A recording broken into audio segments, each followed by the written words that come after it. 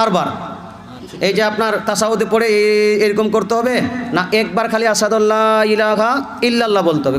কতবার বলতে হবে? তো হাদিস শুনুন, এই হাদিস বলবো জি, বলবো। একজন 4 ম্যাক্সিমেন্ট দিন তো হাদিসটা শোনার জন্য আপনাদের মধ্যে। হাদিসটি শুনুন, সুনান আবু দাউদ জিল নাম্বার 1 হাদিস নাম্বার 991। কত নাম্বার হাদিস বললাম? 991। মুখস্থ হবে 991।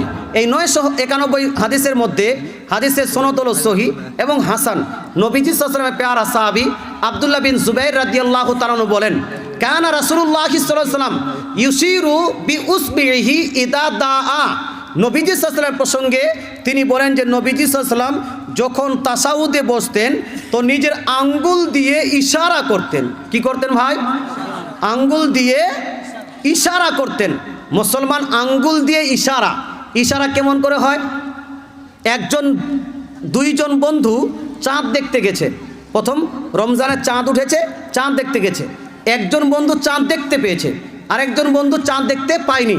যে বন্ধু চাঁদ দেখতে পায়নি ওকে বলছে যে ভাই কোন দিকে চাঁদ দেখতে পেলি? ওই যে ওইদিকে। কোথায়? ইশারা করে একটু দেখাও তো আঙ্গুলটা এরকম করে দেখাচ্ছে। দেখতে পেলা জি? দেখতে পাবে? হানা বলুন বা ও চাঁদ উঠবে ডুববে কিন্তু চাঁদকে আর দেখতে পাবে? ইশারা করা মানে এইরকম করে আপনার ইয়ে করা নয়, এই সোজা করে কোনো দিককে ইশারা করা, এটাকে বলা হয় ইশারা করা। আমার নবী, আপনার নবী, দয়ার নবী, মায়ের নবী কি করতেন? যখন তাসাউদে বসতেন তখন আঙ্গুল দিয়ে ইশারা করতেন।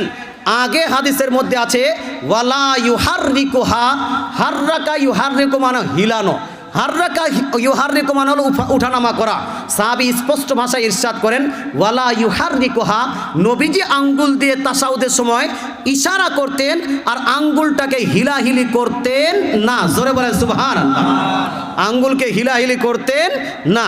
স্পষ্ট হাদিসের মধ্যে আছে তাশাহুদের সময়, আত্তাহিয়াত পাঠ করার সময় আপনি আঙ্গুল হিলাহিলি করতে পারবেন না। এটাই মত হানাফি, শাফি, মালিকি, হাম্বলি 4 মাযহাবের মত হলো এটাই। ইমাম বুখারী, মুসলিম, তিরমিজি, নাসাঈ, আবু দাউদ, ইবনে মাজাহ সমস্ত ইমামগণ বলেছেন আঙ্গুল তাশাহুদের সময় হিলাহিলি করা যাবে না।